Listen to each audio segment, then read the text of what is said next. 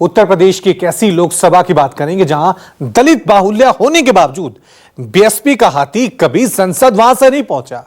एक ऐसा शहर जिसे घूमने की चाहत देश विदेश के हर नागरिक के दिल में होती है।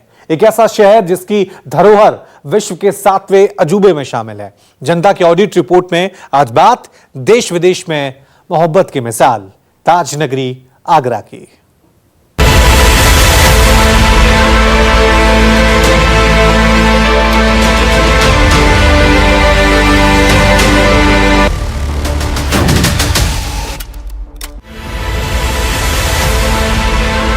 मोहब्बत की निशानी ताज नगरी और पेठे के मिठास वाली नगरी आगरा में चुनावी बयानों की कड़वाहट घुलने लगी है। प्रचार जोर पकड़ने के साथ साथ मोहब्बत की नगरी में चुनावी दुश्मनी का रंग चटक हो चला है। पुलिस अधिकारी से राजनेता बने एसपी सिंह बघेल पर बीजेपी ने दोबारा दांव खेला है। वहीं सपा से जूता व्यापारी सुरेश चंद्र करदम सड़क पर साइकिल दौड़ा रहे हैं। दूसरी तरफ आगरा में जीत की मिठास चखने के लिए समाज सेवी पूजा अमरोही को हाथी का महावत बनाया गया। इस बार जनता केंद्र सरकार की कल्याणकारी योजनाओं को लेकर, राज्य सरकार की योजनाओं को लेकर, राज्य सरकार की कानून व्यवस्था भी सब महिलाओं ने गर्दन हिलाई की। पहले से चोरी डकैती, हत्या, लूट, भैंस चोरी तक कम हुई है और बूथ अध्यक्ष से लेकर राष्ट्रीय अध्यक्ष की जो परिश्रम की पराकाष्ठा 5 साल में हुई है, उस परिश्रम से जो पसीना निकल रहा है उससे कमल खिल रहा है। समाजवादी पार्टी को सब जनता का वोट मिल रहा है और ईश्वर ने चाहा तो समाजवादी पार्टी की सरकार बनी। सिर्फ दलित वोट ही नहीं, दलित वोट तो है ये, वो बाबा साहब के मिशन के साथ साथ चल रहा है। हर समाज, हर वर्ग, सभी हमारे साथ हैं। जातीय समीकरण के चाशनी लपेटकर कांग्रेस, भाजपा, लोकदल से लेकर सपा तक जीत का स्वाद चख चुकी, लेकिन 30% दलित और मुस्लिम गठजोड़ को साधने की लाख कवायद के बावजूद बीएसपी आज तक इस स्वाद से वंचित है। एक तरफ बीजेपी डबल इंजन सरकार के चुनावी ख्वाब दिखा रही है, वहीं सपा प्रत्याशी करदन की गाड़ियों का काफिला सड़कों पर जूता घिस रहा है। लाभार्थियों ने कहा कि हमें लाभ मिल रहा है तो हम नया प्रयोग क्यों करें। एक नया हमारे बिल्कुल हमें नई बात बताइए कि हमें इंडी के लोग कालिदास ना समझें कि जिस पेड़ पे टहनी पे हम बैठे हैं उसे हम काटें। कालिदास उसी पे बैठे थे, उसी पे काट रहे थे। तो जब मोदी के विकास रूपी पेड़ से शौचालय मिला है, आवास मिला है, 5 किलो गेहूं चावल मिल रहे हैं, उज्ज्वला का सिलेंडर मिला है, स्वनिधि योजना मिली है और मुद्रा योजना में लोन मिला है और यहाँ किसानों का ये गाँव है। 2-2 हज़ार की 3 किस्तें आती हैं, चाहे आंधी आए, बरसात आए, तूफान आए, फसल हो या ना हो, ये मिलते हैं। आयुष्मान में इलाज हो रहा है।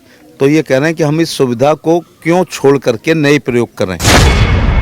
कि जनता उनको जवाब देगी। और आप कह रही हैं कि 400 पार, उन्होंने तो बहुत कुछ किया था, पहले वादे किए थे, क्या उन्होंने पूरे कर दिए थे? ये जो कहने को तो दुनिया कह लोगों से कह रहे 15 लाख रुपए देंगे, क्या अभी तक किसी को मिले? नहीं मिले। तो 400 की तो वो कुछ भी कहें उनके।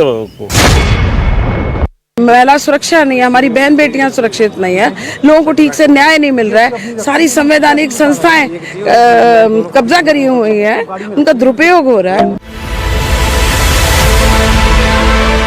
उत्तर प्रदेश के कब्बाल शहरों में शुमार आगरा की पहचान ऐतिहासिक धरोहर के अलावा उद्योग नगरी के तौर पर भी है। आगरा के बनी लेदर जैकेट और जूते की डिमांड देश विदेश तक है। वहीं पेठे की मिठास और चटपटी दाल मोठ का स्वाद देश के हर कोने में पसंद किया जाता है। दवा कंपनियों की मौजूदगी आगरा के विकास को गति दे रही है, लेकिन आम आदमी की समस्याएं जस की तस हैं और नेताओं के वादे चुनावी भोंपू। पढ़ाई शिक्षा फ्री होगी, स्वास्थ्य फ्री होगा, जनता को यानी इस टाइम बेरोजगारी है उनको सबको कारोबार मिलेगा। का सवाल है, हमारे यहाँ के लोगों की खेतों की भी कीमत 3 गुनी हुई है। प्लॉट मैंने लिया था 5 साल पहले, वो दुगना हो गया। जो आपने लिखा ना, इस बार संपत्ति दुगनी हुई है। मैंने कोई पैसा नहीं कमाया है, सोना दुगना हुआ है, ज़मीन दुगनी हुई है, आलू इस बार भाव बहुत अच्छा मिल रहा है। तो ये इससे भी हमारी इनकम, लेकिन जो अनएम्प्लॉयमेंट प्रॉब्लम है उसके लिए पहले सपा बसपा की सरकार में पुलिस की भर्ती में लखनऊ से सूची आती थी, एक जात के लोग, एक गोत्र के लोग अथवा मुख्यमंत्री जिसे चाहता था वो सूची से सिलेक्ट होते थे। आगरा लोकसभा के सियासी सफरनामे के पन्ने पलटे तो 1952 से 1977 तक कांग्रेस का कब्जा रहा है। कांग्रेस के सेठ अचल सिंह के नाम लगातार 5 बार सांसद रहने का रिकॉर्ड है। 1977 में भारतीय लोकदल के शंभुनाथ चतुर्वेदी ने कांग्रेस के विजय रथ पर लगाम लगा दी, लेकिन 1980 के चुनाव में कांग्रेस के निहाल सिंह ने आगरा पर कब्जा जमा लिया और लगातार 2 बार जीत दर्ज कर 1989 तक सांसद रहे। 1989 में जनता दल के अजय सिंह चुनाव जीतकर संसद पहुंचे। 1991 में भाजपा ने आगरा में खाता खोला। भगवान शंकर सिंह ने 1998 तक लगातार सांसद बन आगरा की धरती पर कमल खिलाया। 1999 में बड़े पर्दे के सुपरस्टार रहे राज बब्बर ने सपा की साइकिल पर सवार होकर संसद पहुंचे। 2004 के चुनाव में भी राज बब्बर का जादू आगरा की जनता पर जमकर चला, लेकिन 2009 के चुनाव में बीजेपी ने अपने गढ़ को दोबारा हासिल कर लिया। रामशंकर कठेरिया 2019 तक भाजपा के सांसद रहे। वहीं 2019 में बीजेपी ने उम्मीदवार बदलकर एसपी सिंह बघेल को आगरा की कमान सौंप दी। आगरा लोकसभा क्षेत्र की बात की जाए तो यहाँ 5 विधानसभाएं हैं। 5 विधानसभाओं में कौन कौन सी विधानसभा है? आगरा कैंट, आगरा दक्षिण, आगरा उत्तर, एतमादपुर और जालेसर। और इन 5 जगहों पर बीजेपी का दबदबा है। लेकिन अगर जातीय समीकरण की बात की जाए तो जातीय समीकरण ये कहता है कि 3.25 लाख के करीब में वैश्य समाज के मतदाता हैं, तो वहीं 2.8% अनुसूचित जाति से आते हैं, 2.7% मुस्लिम समाज से आते हैं। कुल मिलाकर यहाँ मतदाता जो है वो 20 लाख के करीब है। 80% हिंदू आबादी है तो वहीं 15% मुस्लिम आबादी है। तो ऐसे में आगरा में जिस तरीके के मतदाता के जाति के विशेष की बात की जाए तो क्या उनका इम्पैक्ट इस बार चुनाव में कुछ और देखने को मिलेगा, ये बड़ा सवाल है। लेकिन जनता इसका जवाब देगी, जिसका उत्तर 4 जून को मिलेगा। आगरा के सामाजिक ताने बाने पर नजर डाले तो कुल मतदाताओं की संख्या 19,04,698 है, जिसमें पुरुष मतदाताओं की संख्या 10,40,090 है। वहीं महिलाएं 8,64,520 है। जातिगत समीकरण की बात करें तो आगरा मुस्लिम और दलित बाहुल्य सीट है। अनुसूचित जाति की संख्या 2,80,000 जबकि मुस्लिम मतदाता 2,70,000 है। वहीं वैश्य समाज की संख्या सबसे ज्यादा 3,75,000 के आसपास है, जबकि बघेल बिरादरी के 1,30,000 वोट हैं।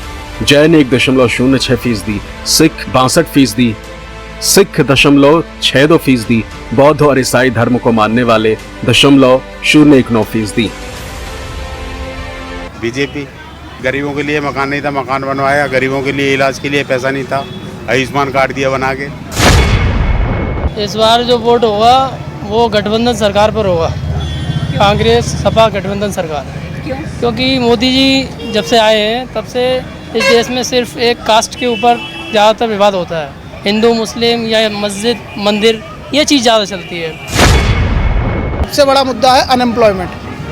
मैम जो सरकार अभी एम्प्लॉयमेंट का कर ही नहीं रही है। फॉर एग्जांपल गवर्नमेंट जॉब्स निकलती नहीं है बिल्कुल भी। हमारा मेन काम है गवर्नमेंट जॉब्स।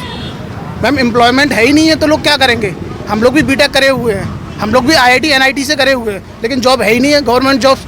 IIT से बच्चे पास आउट तो बहुत होते हैं लेकिन वैकेंसी निकलती नहीं है। और हमारे यूपी में सबसे पहले जो डिप्लोमा होल्डर्स हैं वो क्या नाम है JEE का फॉर्म भर ही नहीं सकते हैं, वो सीधे AE का फॉर्म भर सकते हैं। लास्ट 2021 में निकली थी, आज 2024 है, कितने बच्चे पास आउट हुए होंगे? मैम वो वैकेंसी निकली नहीं है, सिविल इंजीनियर्स क्या करें? कमी है इसमें। मैंने 2019 में वो डिप्लोमा किया हूँ फार्मासिस्ट का। 2019 में वैकेंसी आई थी, 2024 में कंप्लीट हुई है मैम। 5 साल हो गई, 5 साल में वो वाला रोजगार 2024 में दिखा रहे हैं ये लोग। तो रोजगार की मैम हमारी बहुत समस्या। और प्राइवेट सेक्टर में काम कर रहा हूँ मैं 10-12 हज़ार रुपये मिल रहे हैं, उसमें क्या हो रहा है मेरा? मुद्दे पे वोट करेंगे। मुद्दे क्या होंगे? जैसे महंगाई कम हो और बेरोजगारी कम हो, और ये गाय से ज़्यादा परेशान है किसान लोग हैं हम तो उसमें थोड़ा कुछ सुधार किया जाए, गौशाला वगैरह का। इसमें कहीं भी मतलब सुरक्षित नहीं है। आज का बलात्कार होते रहते हैं जगह जगह पर कॉलोनियों में, बस इसीलिए सेफ्टी होनी चाहिए ज़्यादा से।